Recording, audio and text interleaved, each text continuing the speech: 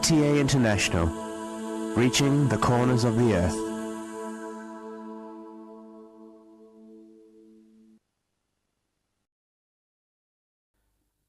اس وقت ہم سیدنا حضرت امیر المومنین خلیفۃ المسیح رابع ایدہ اللہ تعالیٰ بنصر العزیز کا ایک تاریخی خطبہ جمعہ آپ کی خدمت میں پیش کر رہے ہیں حبیبنا صلی علی محمد صلی علی حبیبنا صلی علی محمد صلی علی رسولنا صلی علی محمد صلی علی رسولنا صلی علی محمد صلی علی محمد صلی علی محمد.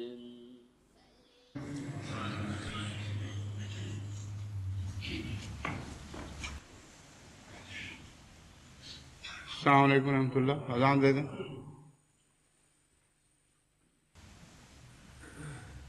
اللہ اکبر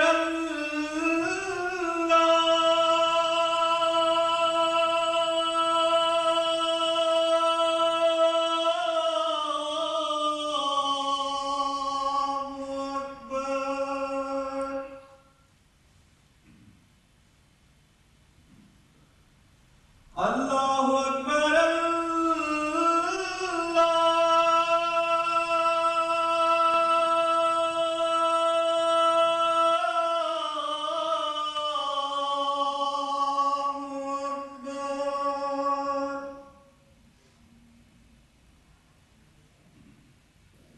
اشہد ان لا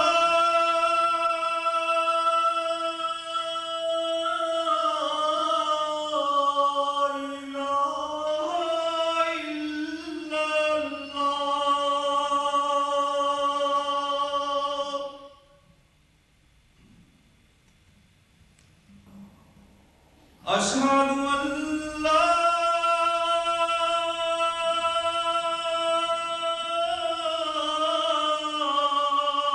إله إلا الله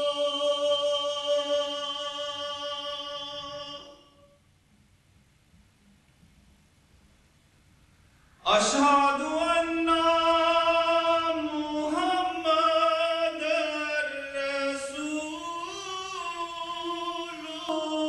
الله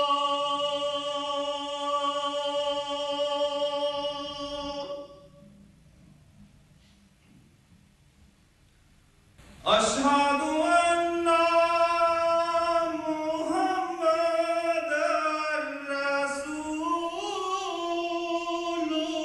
الله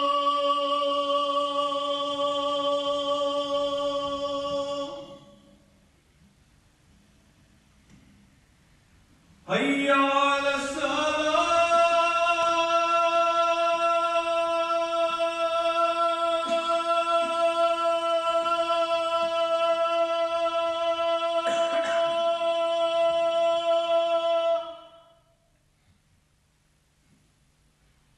حي على الصلاة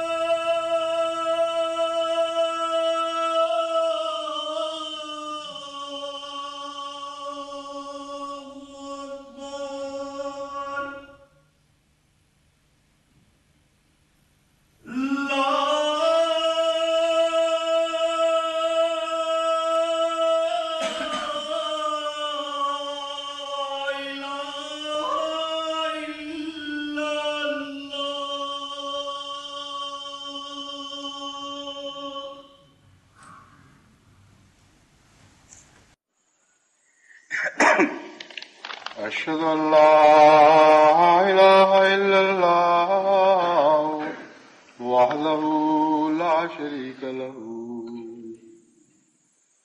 ونشهد أن محمدا عبده ورسوله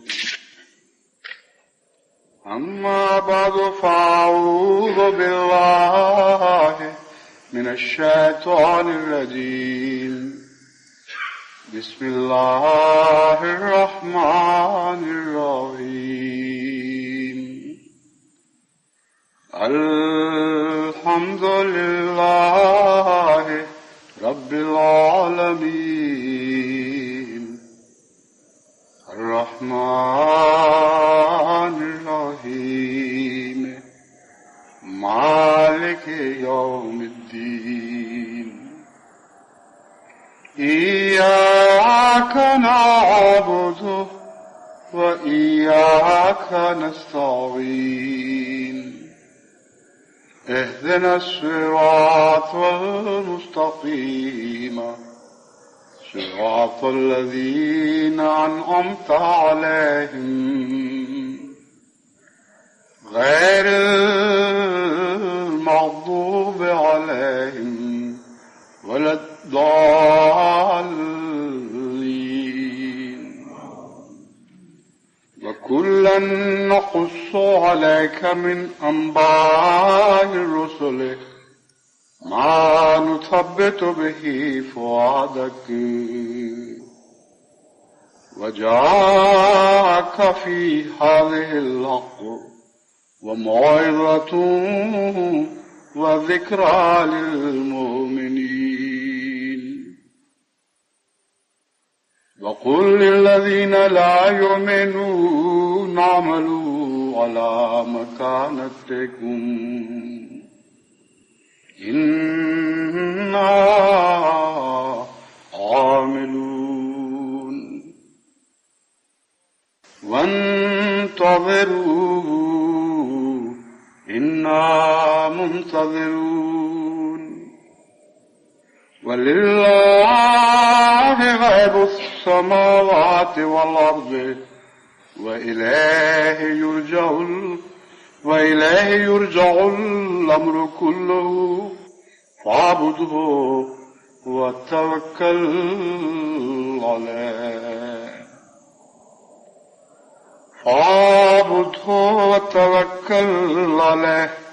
وما ربك بغافل عما تعملون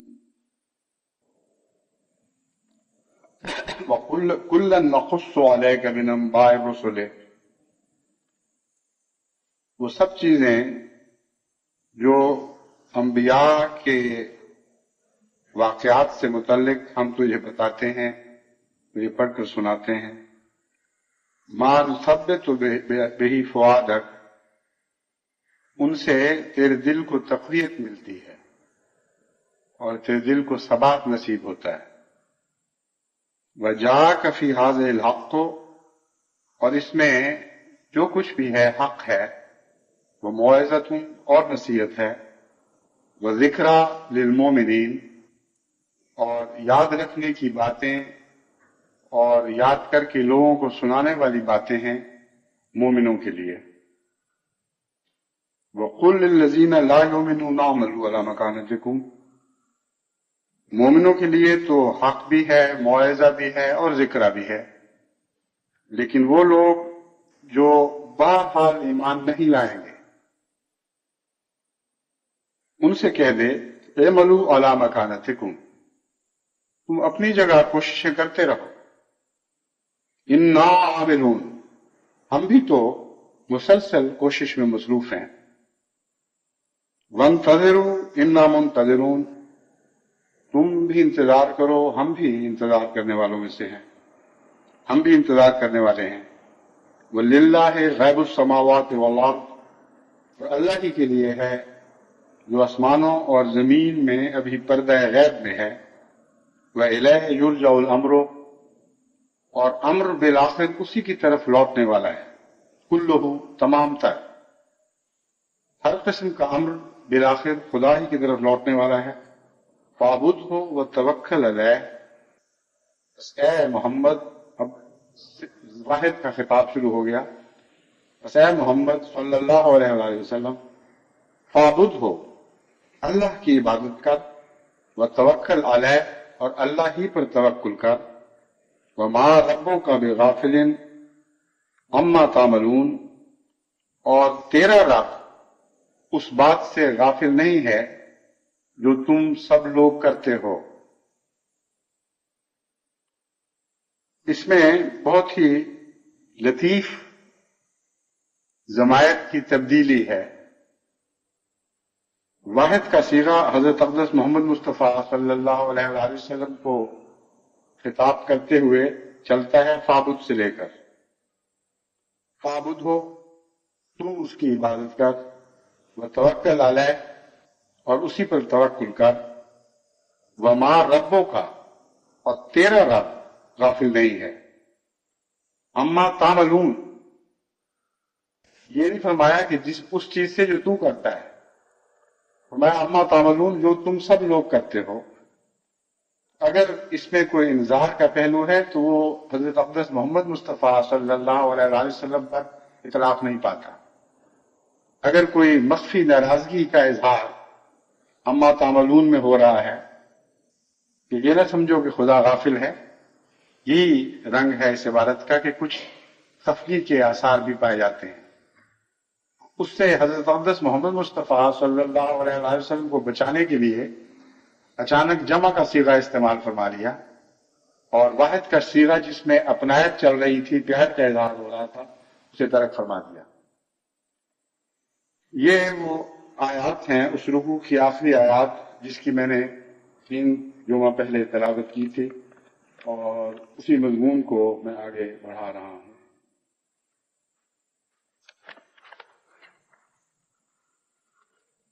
یہ بات اس سے پہلے بیان ہو چکی ہے کہ اللہ تعالیٰ جس پر رحم فرمائے اسے بچا لیتا ہے اور مصلحین کو بچاتا ہے. اور مصلحین میں سے بھی وہ جن کو خدا رحم کی نظر سے دیکھتا ہے، ان کے اندر بعض ایسی باتیں پائی جاتی ہیں جن سے اللہ تعالیٰ ان کے گناہوں سے صرف نظر فرماتا اور ان سے بخشش کا سلوک فرماتا ہے. ہر شخص رحم ہی سے بچایا جائے گا، اپنے زور بازو سے کوئی بچایا نہیں جا سکتا. لیکن رحم بچانے پر مستعد اور لوگ نہ بچنے پر کوشاں، یہ مضمون ہے جو اس رکوع میں شروع سے آخر تک بیان ہو رہا ہے. بہت زور لگایا حضرت صلی اللہ علیہ وآلہ وسلم اور آپ کے متبعین نے، اور اس سے پہلے انبیاء نے. لیکن وہ بد نصیب قومیں جو بچنے پر آمادہ نہ ہو، انہیں پھر کوئی چیز خدا کی تقدیر اور اس کی پکڑ سے بچا نہیں سکتی. یہ اعلان فرمانے کے بعد حضرت صلی اللہ علیہ وآلہ وسلم کے دینی جذبات پر نظر ڈالی گئی ہے، آپ کی کیفیات پر نظر ڈالی گئی ہے. اس سے پہلے یہ بات میں بیان کر چکا ہوں کہ حضور صلی اللہ علیہ وآلہ وسلم نے جن صورتوں میں عذاب کا ذکر تھا اور قرآنی قوموں کے ہلاک ہونے کا ذکر تھا، ان سے متعلق فرمایا، اور خصوصاً سورہ ہود سے متعلق کہ اس نے مجھے بوڑھا کر دیا ہے. تو معلوم ہوتا ہے یہ سارے واقعات پڑھتے ہوئے حضور صلی اللہ علیہ وآلہ وسلم کے دل کو یہی تکلیف پہنچتی تھی اور یہ خوف دامنگیر ہو جاتا تھا کہ کہیں میری قوم سے بھی یہ سلوک نہ ہو اور یہ لوگ بھی اسی طرح عذاب کا نشانہ نہ بنے اور صفحہ ہستی سے مٹا نہ دیے جائیں جیسا پہلی قومیں مٹائی گئی. اور اسی دکھ کا آپ نے اس ذکر فرمایا ہے کہ دیکھو میرے بال سورہ ہود نے سفید کر دیے. اس ضمن میں اللہ تعالیٰ فرما رہا ہے وَكُلًّا نَقُصُّ عَلَيْكَ مِنْ أَنْبَاءِ الرُّسُلِ مَا نُثَبِّتُ بِهِ فُؤَادَكَ.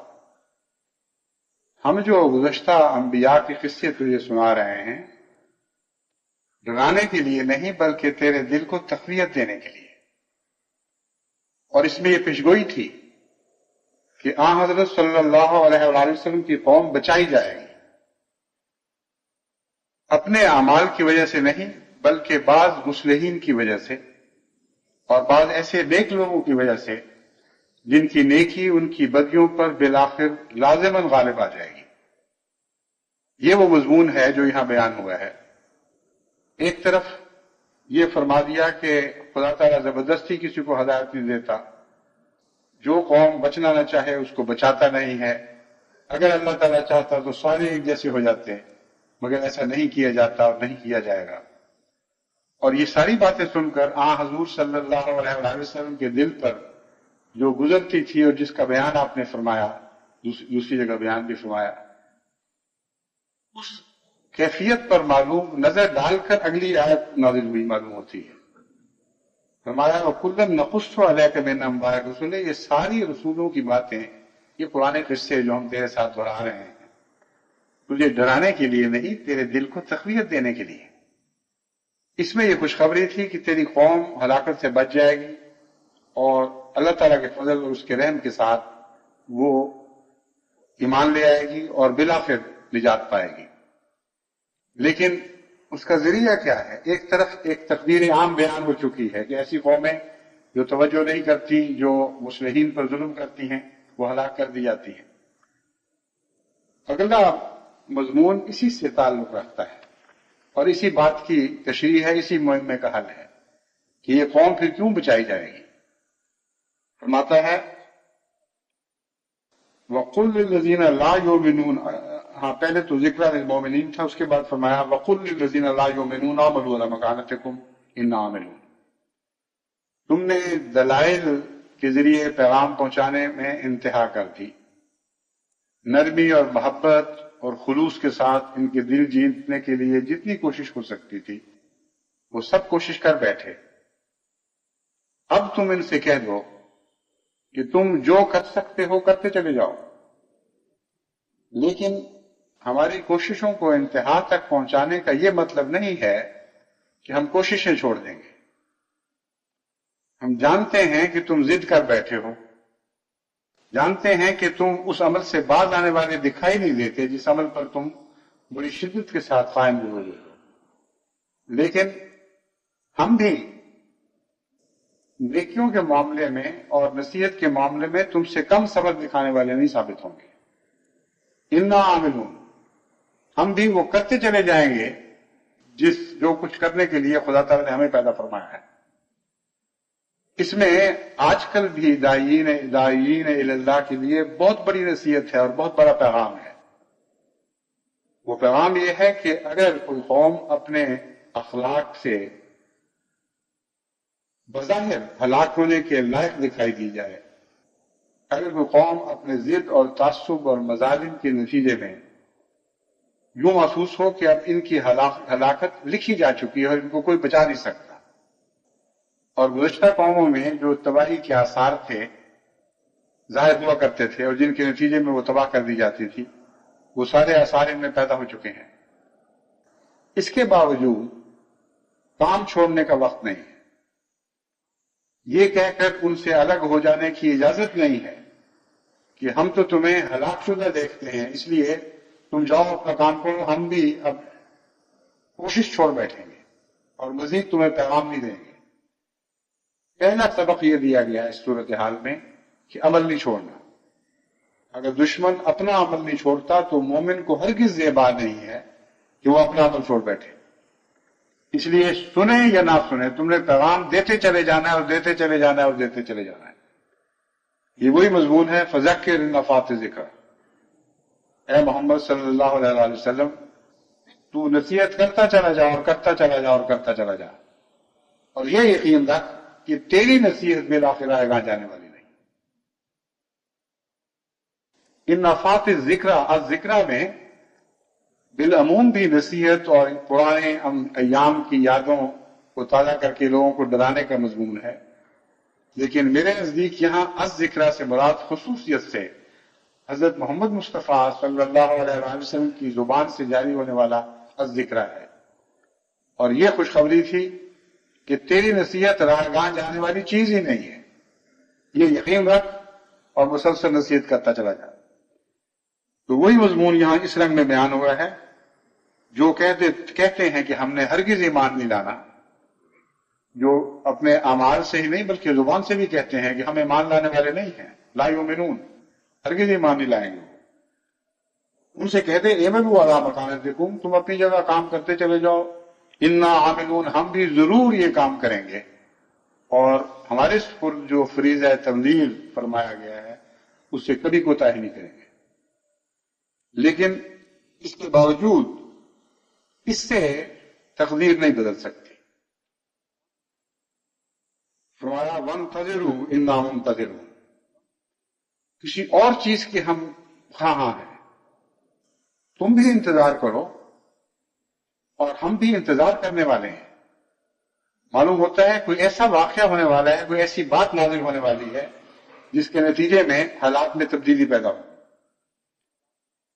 اس کا ذکر کرتے ہوئے اللہ تعالیٰ فرماتا ہے وَلِلَّهِ غَيْبُ السَّمَاوَاتِ وَالْأَرْضِ، اس وقت جو دکھائی دے رہا ہے وہ تو یہ ہے کہ یہ لوگ انکار کر بیٹھے ہیں اور بچائے نہیں جا سکتے،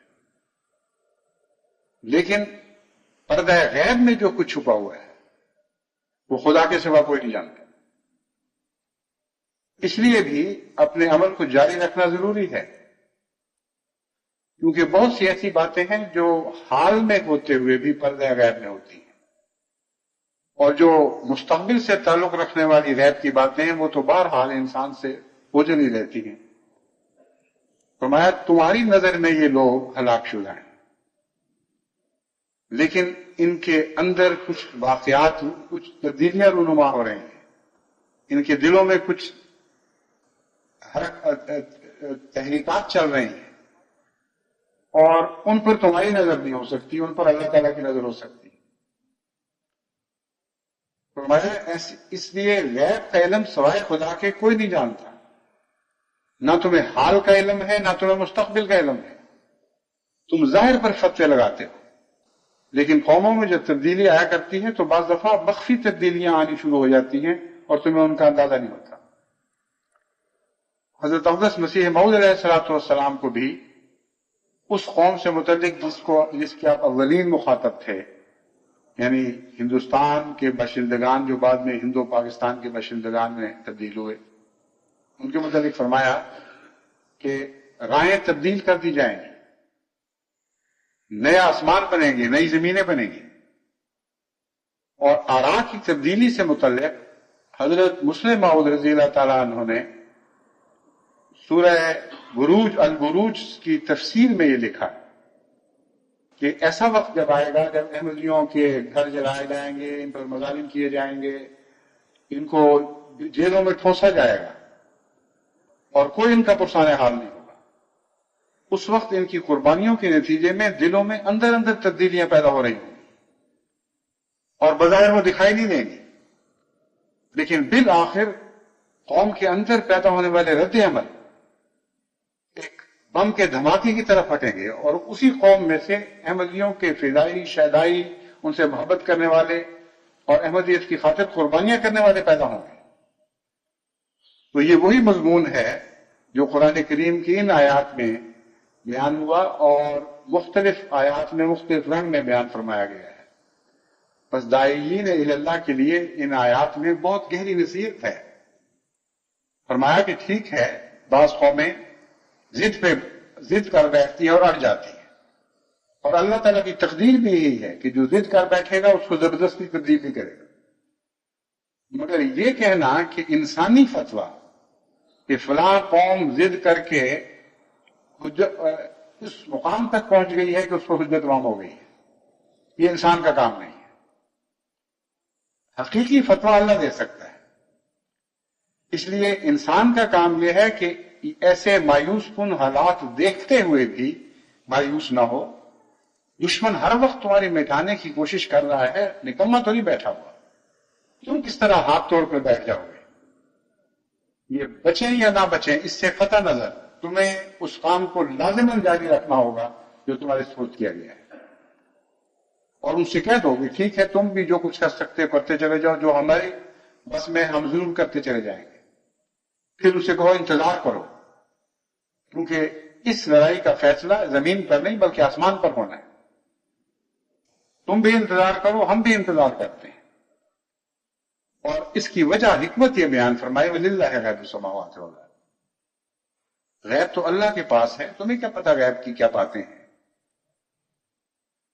غیب سے منصہ شہود میں کیا کیا چیزیں ابھرنے والی ہیں؟ یہ ساری ایسی باتیں ہیں جن کا خدا تعالیٰ کے علم غیب سے تعلق ہے، بندے سے تعلق نہیں۔ پھر فرمایا وَإِلَيْهِ يُرْجَعُ الْأَمْرُ كُلُّهُ، اسی کی طرف ہر امر بالآخر لوٹایا جاتا ہے۔ امر کے لوٹائے جانے سے متعلق قرآن کریم میں بکثرت آیات موجود ہیں، لیکن امر کے خدا کی طرف لوٹائے جانے کا ایک مطلب ہے قضاء و قدر کی تقدیر کا ظاہر ہو جانا۔ آسمان پر جو فیصلے ہیں ان کا زمین پر نازل ہونا، یعنی فیصلوں کی سے متعلق آخری اختیار بندوں سے کھینچ لیا جاتا ہے اور اللہ تعالیٰ کی طرف رجوع کیا جاتا ہے۔ پھر آسمان سے ایک تقدیر بنائی جاتی ہے اور وہ تقدیر زمین پر نازل ہوتی ہے اور اس کے نتیجے میں حیرت انگیز تبدیلیاں رونما ہوتی ہیں۔ فرمایا ہر ینظرون، ایک سورہ البقرہ آیت 211 میں فرمایا ہر ینظرون الا ان یاتیہم اللہ فی ظلل من الغمام والملائکۃ وقضی الامر، یا وہ اس بات کا انتظار کر رہے ہیں کہ اللہ تعالیٰ ان پر پردوں میں اندھیروں کے پردوں میں جو بادلوں کے نتیجے میں پیدا ہوتے ہیں، ایک مثال دی گئی ہے کہ بادلوں میں جن کے اندر ظلمات ہوتی ہیں اور پردے اندھیروں کے پردے ہوتے ہیں، ان میں خدا تعالیٰ نازل ہو اور قضی الامر اور معاملے کا فیصلہ کر دیا جائے۔ اور اس قسم کے فیصلے کے متعلق فرمایا وَإِلَى اللَّهِ تُرْجَعُ الْأُمُورُ، ایسے فیصلے اس وقت ہوتے ہیں جب سارے امور خدا کھینچ کر واپس اپنی طرف لے جاتا ہے، جب دنیا والوں سے فیصلوں کی طاقت سلب کر لی جاتی ہے، اور ایسا وقت آتا ہے کہ جب قوموں کے فیصلے زمین پر نہیں بلکہ آسمان پر کیے جاتے ہیں۔ تو ایک تو یہ قضاء و قدر بھی ہے جس کے نتیجے میں قومیں ہلاک کی جاتی ہیں، لیکن ایک اور بھی ہے جس کے نتیجے میں قومیں بچائی جاتی ہیں، اور وہ قضاء و قدر ہے جس کی طرف اس آیت میں یہ اشارہ فرمایا گیا ہے، اس آیت میں نصیحت فرمائی گئی ہے وَإِلَيْهِ يُرْجَعُ الْأَمْرُ كُلُّهُ فَاعْبُدْهُ وَتَوَكَّلْ عَلَيْهِ۔ اگر ہلاکت کی قضاء و قدر کا ظاہر ہونا ہوتا تو اس مضمون کو اس طرح بیان نہ فرمایا جاتا جیسے اس آیت میں بیان فرمایا گیا ہے۔ اس میں امید کو زندہ رکھا گیا ہے اور فرمایا تو عبادت میں مصروف ہو جا اور عبادت کرتا چلا جا، وتوکل علیہ، اور اللہ پر توکل رکھ، وما ربک بغافل عما تعملون، اور اللہ تعالیٰ اس بات سے غافل نہیں ہے جو تم لوگ اس دنیا میں کرتے رہتے ہو، کرتے رہو گے۔ اس سے پتہ چلتا ہے کہ بعض دفعہ جب قومیں ضد کر بیٹھتی ہیں اور بظاہر ان کے بچانے کا کوئی راستہ دکھائی نہیں دیتا، اس وقت عبادت کے نتیجے میں اور توکل کے نتیجے میں آسمان سے فیصلہ کیا جاتا ہے، اور اس فیصلے کا بھی انسانی کوشش سے ایک گہرا تعلق ہے۔ جب اللہ تعالیٰ یہ فرماتا ہے کہ زبردستی کسی کو تبدیل نہیں کرتا، تو اس کا مطلب یہ ہے کہ انسانی کوششوں کے نتیجے میں جو بھی ما حاصل ہو اس کا انسان کے انجام سے ایک گہرا تعلق ہے۔ وہ لوگ جو ضد کر بیٹھتے ہیں ان کو زبردستی بچایا نہیں جاتا، لیکن ایک تدبیر ایسی ہے جس سے ان کی ضد کی حالت بدل سکتی ہے، اور وہ دعا ہے اور وہ عبادت ہے۔ اگر تم عبادت میں زور دو تو خدا تعالیٰ ان کے اندرونی حالات کو بدل سکتا ہے اور ان کے اندر سے ہی پشیمانی پیدا ہو سکتی ہے، اور جب ان کے اندر پشیمانی کے جذبات پیدا ہوں گے تو پھر خدا تعالیٰ کی دوسری تقدیر کے پشیمان قوموں کو ہلاک نہیں کیا کرتا، وہ نافرمان ہو جاتی ہے اور پھر ایسی قوموں کو بچا لیا جاتا ہے۔ یہ بہت باریک تعلق ہے دعا اور تدبیر کا، جس کو آخری علاج کے طور پر یہاں بیان فرمایا گیا. بس نصیحت یہ بنی کہ وہ قومیں جو ضد کر بیٹھیں اور ان میں مصلحین نہ رہیں وہ ہلاک کی جاتی ہیں، لیکن اگر مصلحین ان میں موجود ہوں اور کوشش کرتے رہیں تو پھر وہ بچائی جا سکتی ہیں. لیکن زبردستی خدا تعالیٰ کسی کو نہیں بچایا کرتا. پھر فرمایا کہ یہ قوم جس کو تو مخاطب ہے، معلوم ہوتا ہے یہ ضد کے آخری مقام پہ پہنچ چکی ہے، اس لیے ان کو صاف یہ کہہ دے کہ تم کوشش کرو، ہم بھی کوشش کرتے چلے جائیں گے، تم بھی انتظار کرو، ہم بھی انتظار کریں گے. اور ان کی کیفیت بدلانے کے لیے تم عبادت پہ زور دو، عبادت پر مستعد ہو جاؤ اور خدا پر توکل رکھو، اور یہ یقین کرو کہ زمین کے بعض فیصلے آسمان پر کیے جاتے ہیں، اور جب خدا یہ فیصلے اپنے ہاتھ میں لے لیتا ہے تو پھر سب سے زیادہ فیصلہ کن امر عبادت ہے. عبادت کے نتیجے میں پھر تقدیریں بدلا کرتی ہیں. یہی وہ مضمون ہے جس کو حضرت اقدس مسیح موعود علیہ الصلوۃ والسلام نے بڑی گہرائی کے ساتھ سمجھا اور ایک ایسی بات لکھی جو 1400 سال کے عرصے میں سوائے حضرت اقدس مسیح موعود علیہ السلام کے اور کسی نے نہیں لکھی. ایک عارف باللہ کا کلام اتنا ممتاز اور نمایاں ہوتا ہے کہ بڑے سے بڑے ایک دوسرے علماء بھی اس کی گرد پر نہیں پہنچ سکتے. حضرت مسیح موعود علیہ الصلوۃ والسلام فرماتے ہیں اگر بارش کے لیے دعا ہے تو بعد استجابت دعا کے وہ اسباب طبیعہ جو بارش کے لیے ضروری ہوتے ہیں اس دعا کے اثر سے پیدا کیے جاتے ہیں. یعنی اسباب تو ضروری ہیں اور خدا تعالیٰ کی یہ تقدیر جو ہے یہ اپنی جگہ جاری و ساری رہے گی، اس کو تم تبدیل نہیں کر سکتے. تم فیصلہ دیتے ہو اسباب کے نہ ہونے کے نتیجے میں. اللہ تعالیٰ فرماتا ہے کہ اگر تم دعا کرو تو اسباب بھی تو میں نہیں پیدا کرنے ہیں.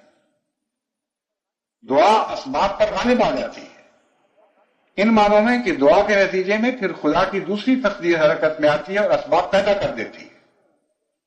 یہ وہ مضمون ہے جو حضرت مسیح موعود علیہ السلام نے بیان فرمایا. اور اگر قحط کے لیے بد دعا ہے تو قادر مطلق مخالفانہ اسباب کو پیدا کر دیتا ہے.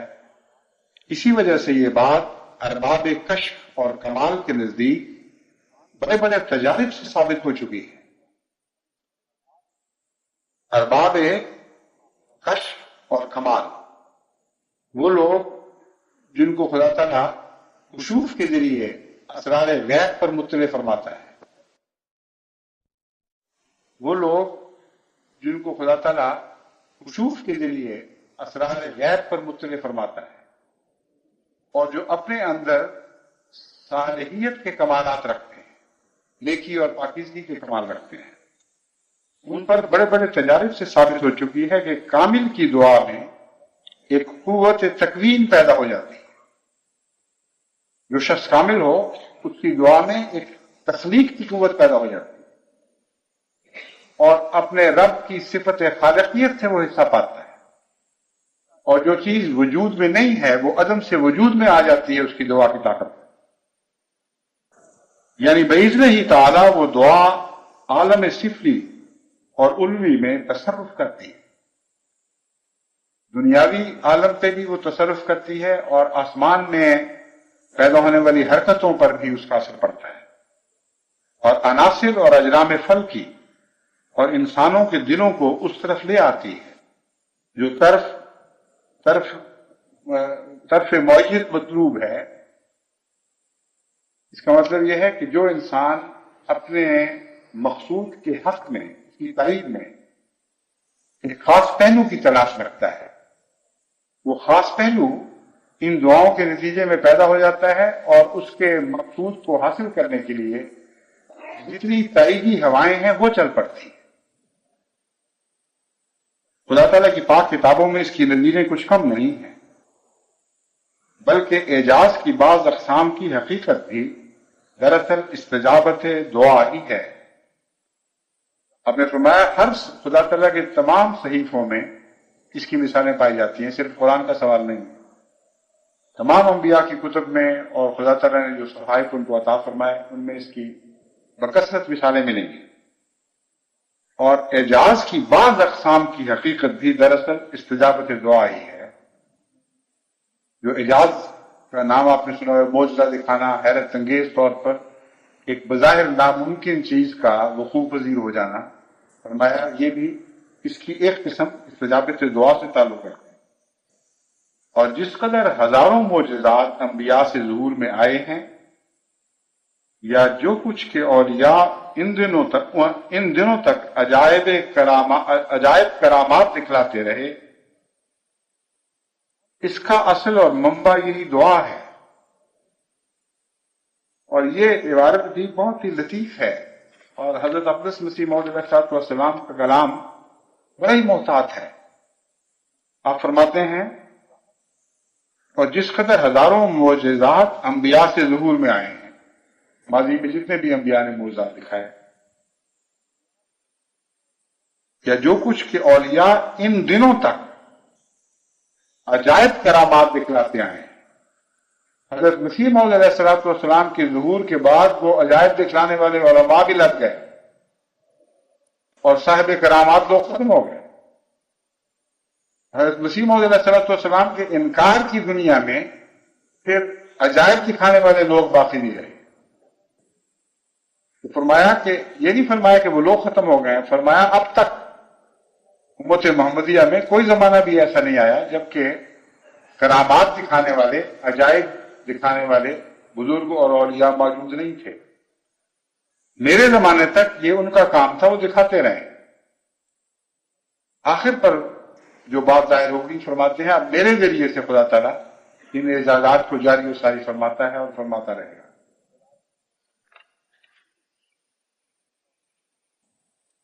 इसका असल और मंबा यही दुआ है, और अक्सर दुआओं के असर से ही तरह तरह के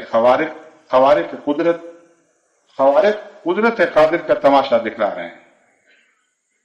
और यही वो दुआएं हैं जिनके असर से खवारिक कहते हैं ऐसी चीज को जो आम आदत से हट कर हो। आम तौर पर जो दस्तूर दिखाई देता है उससे हटकर कोई अजीब सी बात रूनुमा हो जो ज़ाहिरी कानून के ताबे दिखाई न दे, उसको खारिक आदत कहते हैं, आदत से हटी हुई चीज। फरमाता है कुदरत कादिर का तमाशा दिखा रहे हैं। जो खवारिक हैं वो खुदा के कानून पर गालिब आने का तमाशा नहीं दिखलाते, वो कुदरत कादिर का तमाशा दिखलाते हैं। वो ये बताते हैं कि अल्लाह ताला की कुदरतें निहान दर निहां हैं। एक कुदरत के पर्दे में एक दूसरी कुदरत भी कार फरमा होती है। बस जिसको तुम खारिक समझते हो, जिसको तुम समझते हो कि कानून से हटी हुई चीज है, वो दरअसल खुदा की एक बाला कुदरत का तमाशा दिखा रही है। ये वो कलाम है जो एक आरिफ बिल्ला का, जो खुदा से गहरा ताल्लुक रखने वाला है, उसी से नूर पाता है, उसका कलाम है। और सारा कलाम नूर से इलाही नूर से मुनव्वर है। कितना मोहताज कलाम है, कितना बारीक लताफ्तों में उतर कर वो हकायक और मारिफ को पेश फरमा रहा है। आप सुनिए वो आयात जिनकी मैंने तलावत की थी और जो मज़मून बयान किया था, उनका हज़रत सल्लल्लाहु अलैहि वसल्लम की दुआ से क्या ताल्लुक था और है। हज़रत मसीह मौद अलैहिस्सलाम फरमाते हैं, वो जो अरब के बेयाबानी मुल्क में एक अजीब माजरा गुजरा कि लाखों मुर्दे थोड़े दिनों में जिंदा हो गए। वो जो अरब के बेयाबानी मुल्क में, कैसा खूबसूरत कलाम है। बेयाबानी मुल्क में, सहराई मुल्क है जिसमें कुछ उगता नहीं, न पानी है न जिंदगी के आसार है। बेयाबानी मुल्क में एक अजीब माजरा गुजरा कि लाखों मुर्दे थोड़े दिनों में जिंदा हो गए और पुश्तों के बिगड़े हुए इलाही रंग पकड़ गए, नस्लों से बिगड़े हुए इलाही रंग पकड़ गए, और आंखों के अंधे बीना हुए और गूंगों की जुबान पर इलाही मारिफ जारी हुए। और दुनिया में एक दफा एक ऐसा इनकलाब पैदा हुआ कि न पहले इससे किसी आंख ने देखा और न किसी कान ने सुना। जानते हो कि वो क्या था? कुछ जानते हो कि वो क्या था? वो एक फानी फिल्ला की अंधेरी रातों की दुआएं ही थी। وہ ایک فانی فی اللہ کی اندھیری راتوں کی دعائیں ہی تھیں جنہوں نے دنیا میں شور مچا دیا اور وہ عجائب باتیں دکھلائیں کہ جو اس امی بے کس سے محالات کی طرح نظر آتی. وہ امی جس کو دنیاوی کوئی علم نہیں ہے، بے کس اور بے بس ہے، ساری قوم اس کو چھوڑ بیٹھتی ہے، اس کی ہلاکت میں درپے ہے. کیسے ممکن تھا کہ وہ یہ حیرت انگیز معجزات دکھاتا دنیا کو؟ وہ اس کی فانی فی اللہ کی دعائیں ہی تو تھیں جو اس نے راتوں کو اٹھ کے کی، اور انہوں نے دنیا میں ایک شور مچا دیا. اللہم صلی علی محمد، اللہم صلی وسلم وبارک علیہ وآلہ وبعدد ہمہ وغمہ وحزنہ لہذہ الامۃ وانزل علیہ انوار رحمتک الی الارض. اے اللہ، سلامتی بھیج اور درود بھیج اور برکتیں بھیج اس وجود پر اور اس کی آل پر. کتنی برکتیں اور کتنی سلامتیاں بھیج. بے عدد ہم ہی و غم ہی و حزن ہی لہذہ الامت، جتنا اس کو اس امت کے لیے غم تھا، دکھ تھا، اور ان غموں اور دکھوں میں وہ اس امت کی خاطر خلقان ہوا کرتا تھا. جس شدت سے اس کے غم تھے اور جس کثرت سے اس کے غم تھے، اسی کثرت اور اسی شدت کے ساتھ تو اس کی امت پر رحمت کے نازل فرما اور اس پر ہمیشہ رحمت کے نازل فرماتا ہے. کتنی عجیب دعا ہے. آج کے داعی اللہ کے لیے اس سے بڑا کامیابی کا اور کوئی نسخہ بیان نہیں ہو سکتا. آگے فرماتے ہیں، اور میں اپنے ذاتی تجربے سے بھی دیکھ رہا ہوں کہ دعاؤں کی تاثیر آب و آتش کی تاثیر سے بڑھ کر ہے، بلکہ اسباب طبیعہ کے سلسلے میں کوئی چیز ایسی عظیم التاثیر نہیں جیسے کہ دعا ہے. برکات الدعا، روحانی خزائن، جلد 6 صفحہ 10-11. وہ داعی اللہ جو یہ کہتے ہیں کہ ہم نے کوشش کو بھی انتہا تک پہنچا دیا اور دعا کو بھی بدرجہ کمال پہنچا دیا لیکن کوئی نتیجہ نہیں نکل رہا، ان کو میں سمجھاتا ہوں کہ ان کے نفس کا دھوکہ ہے.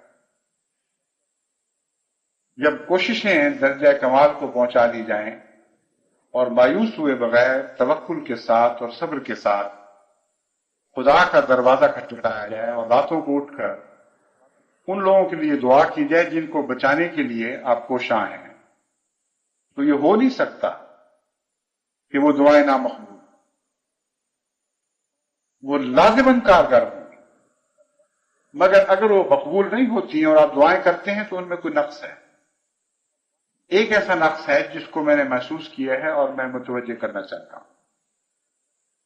عموماً یہ دعا کرنے والے جب دعا کرتے ہیں تو بڑی سخت گھبراہٹ میں، گڑ گڑاہٹ میں یہ کہتے ہیں اللہ میرے وعدے کا وقت آ گیا، میرا وعدہ جھوٹا نکلے گا، میں کیا کروں گا، میں نے تو 100 کا وعدہ کیا تھا، ایک بھی نہیں بن رہا. اپنے حوالے سے دعائیں کر رہے ہوتے ہیں. اور حضرت محمد مصطفیٰ صلی اللہ علیہ وسلم کی دعاؤں کی قبولیت کا راز یہ نہیں بتایا گیا کہ آپ یہ فرماتے تھے کہ اے اللہ میں کیا کروں گا، میں کن لوگوں میں شمار ہوں گا، اگر میری قوم ہلاک ہو گئی تو مجھے شرمندگی ہوگی. ہرگز یہ نہیں فرمایا.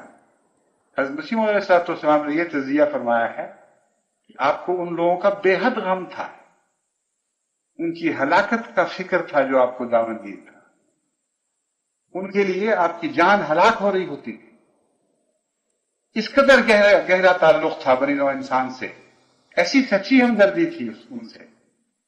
ان کے لیے آپ راتوں کو اٹھ کر ان کی بھلائی کے لیے رویا کرتے تھے، اپنے حوالے سے دعائیں نہیں کیا کرتے تھے، بلکہ یہ عرض کیا کرتے تھے کہ میں ان کے غم میں ہلاک ہو جاتا.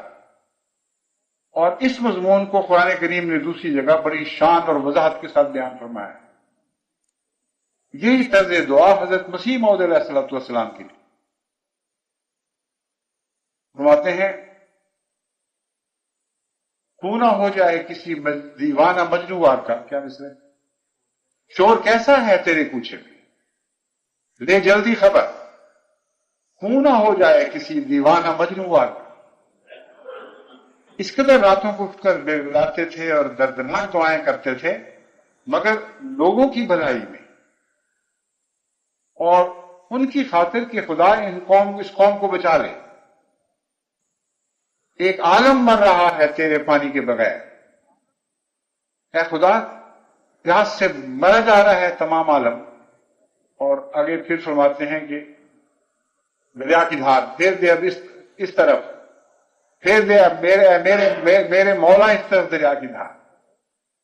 تو بنی نوع انسان کے لیے جو ہم و غم ہے، اس میں اگر شدت پیدا ہو اور انسان گہری تکلیف محسوس کرے دوسرے کے لیے، تو اس سے دعاؤں میں ایک طاقت پیدا ہو جاتی.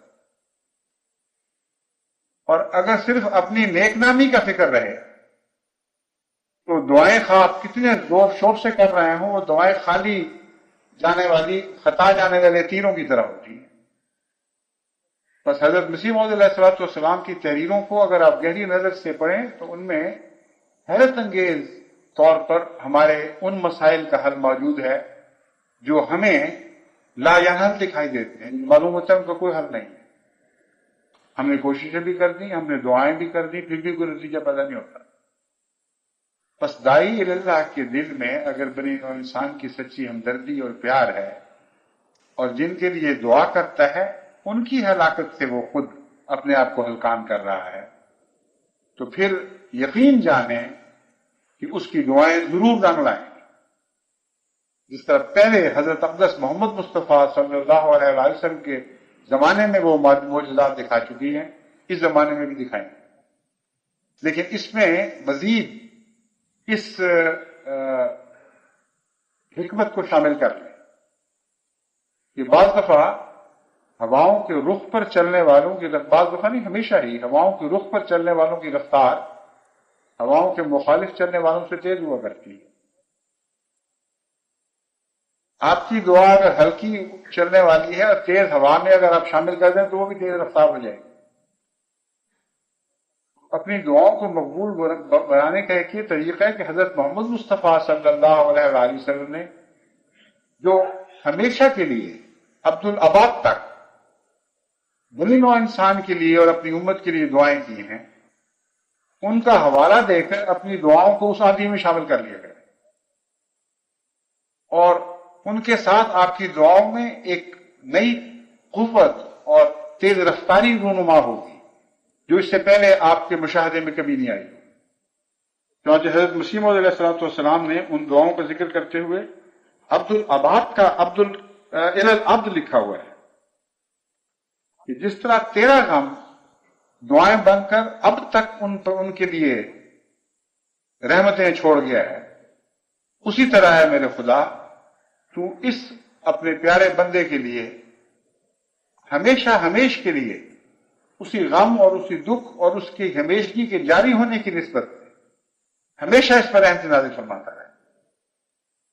تو آپ کی دعائیں تو آج بھی جاری ہیں، ان دعاؤں میں اپنی دعائیں شامل کر دیں تو ان دعاؤں کا فیض آپ کی دعاؤں کو ملے گا. ان میں ایک نئی طاقت پیدا ہوگی، ان میں حیرت انگیز معجزے دکھانے کی شان پیدا ہو جائے گی، ان کی صلاحیت پیدا ہو جائے گی. دعاؤں سے غافل نہ ہو اور امید رکھیں کہ اللہ تعالیٰ ضرور دعاؤں کے نتیجے میں قوموں کی تقدیریں بدل دیا کرتا ہے. وہ اسباب پیدا کر دیا کرتا ہے جو اسباب قوموں کے حالات بدلنے کے لیے ضروری ہوتے ہیں. تو اس پہلو سے اب واپس پاکستان کی طرف چل کے دیکھتے ہیں. خصوصیت کے ساتھ اس وقت میرے سامنے پاکستان اور پھر ہندوستان کے مسلمان دن بدن ان کے حالات بگڑ رہے ہیں. اگر یہ دعا کی غیر معمولی تقدیر ان کو بچانے کے لیے آسمان سے نہ اتری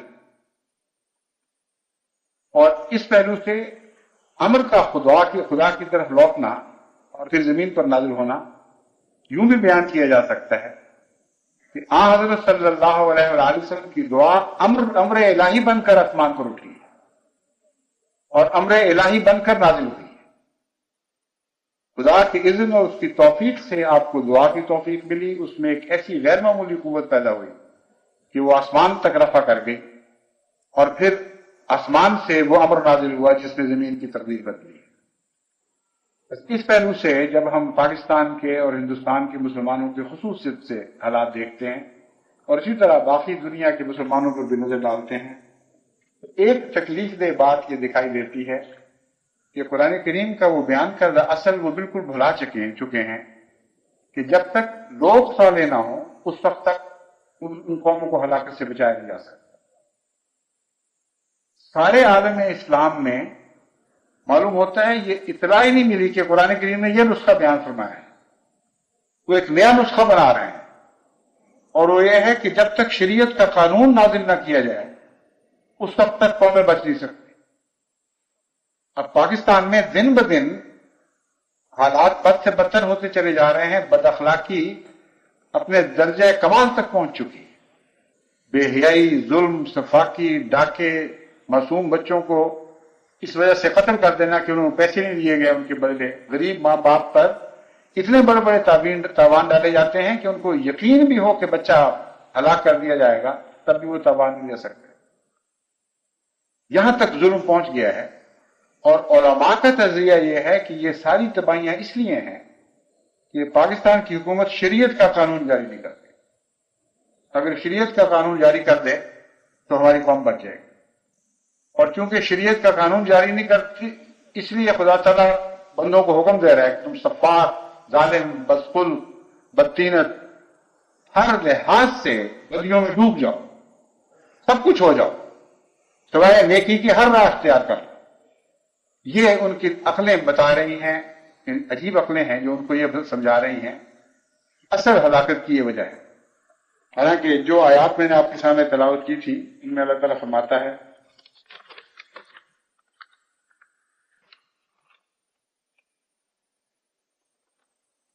وَمَا كَانَ رَبُّكَ لِيُهْلِكَ الْقُرَىٰ بِظُلْمٍ وَأَهْلُهَا مُصْلِحُونَ۔ فرمایا اگر ہمارے عذاب سے بچنا ہے کسی بستی نے تو ان کے اہل کو مصلحون ہونا پڑے گا۔ یہ نہیں فرمایا کہ شریعت کا قانون جاری کرنا پڑے گا۔ اگر لوگ بدبخت ہیں، لوگ گندے ہیں، ظالم ہیں، سفاک ہیں، تو شریعت کا قانون کیسے ان کو بچا سکتا ہے؟ شریعت کا قانون تو جاری ہو چکا ہے، بے وقوفوں کو یہ بھی سمجھ نہیں آ رہی، وہ انہوں نے تھوڑا جاری کرنا ہے۔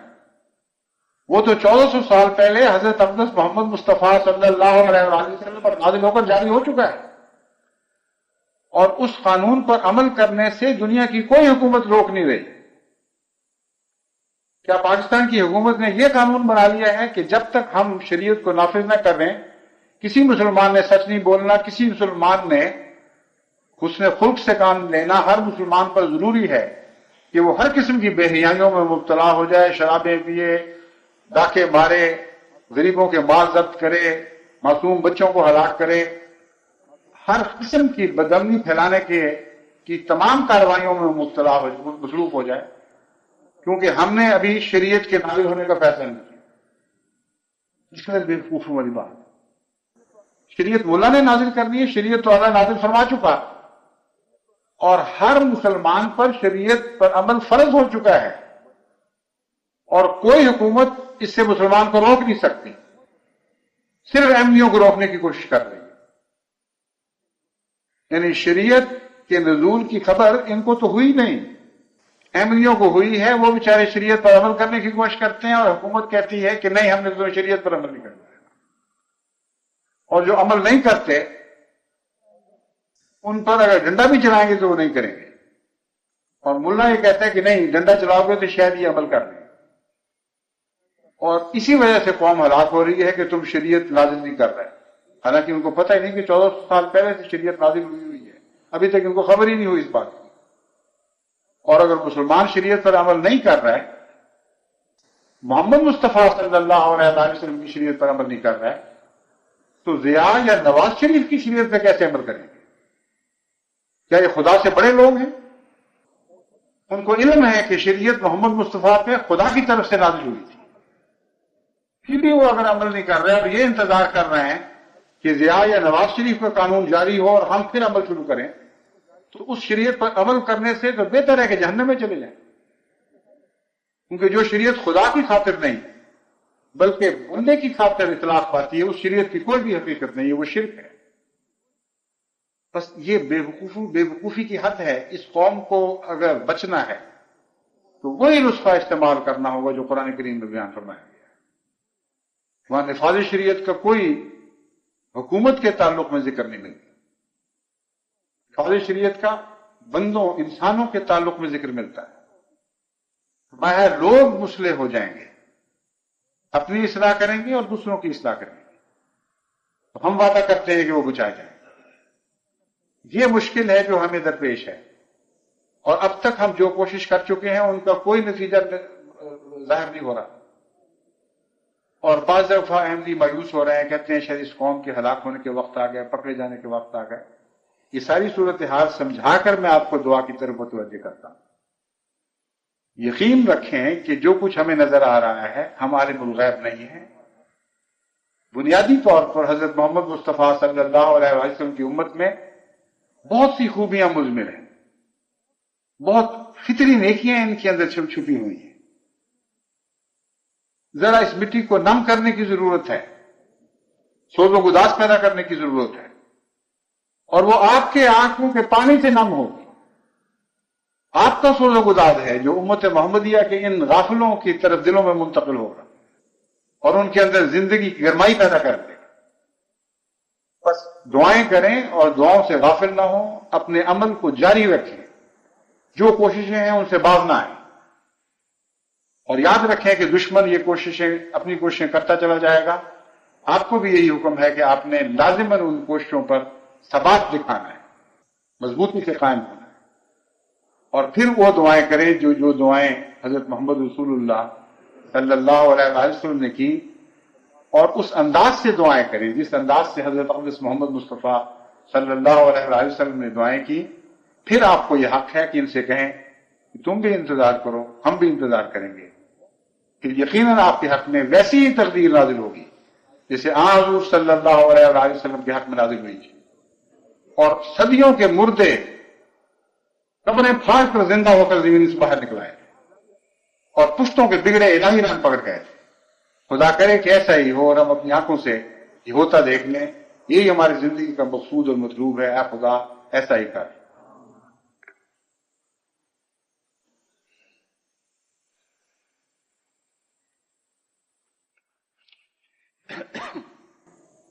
الحمد لله نحمده ونستعينه ونستغفره ونؤمن به ونتوكل عليه ونعوذ بالله من شرور أنفسنا ومن سيئات أعمالنا. من يهده الله فلا مضل له ومن يضلله فلا هادي له. ونشهد أن لا إله إلا الله وحده لا شريك له ونشهد أن محمدا عبده ورسوله. انشاءاللہ آئندہ جمعہ سے پہلے میں سفر کرنے والا ہوں اور انشاءاللہ فرانس اور اسپین وغیرہ میں کچھ ہفتے گزار کر واپس آؤں گا. اس عرصے میں آئندہ جمعہ تو پیرس میں ہوگا، وہ ہم انشاءاللہ تعالی ویڈیو اسی رات کو یہاں بھجوا دیں گے.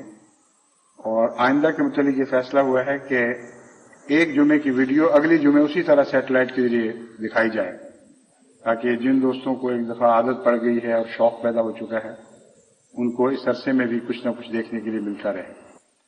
تو انشاءاللہ باقی پھر واپسی پر یہ سلسلہ فوری لائیو خطبے کا جو سلسلہ جاری ہے وہ اسی طرح پھر جاری ہو جائے گا. سفر میں ہر لحاظ سے پہلو سے کامیابی کے لیے اب آپ دعائیں ضرور کرتے رہیں. عباد اللہ رحمکم اللہ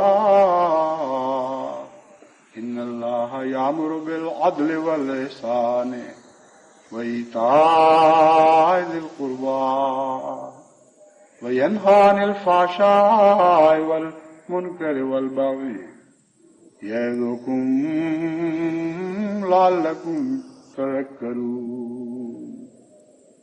اذکروا اللہ یذکرکم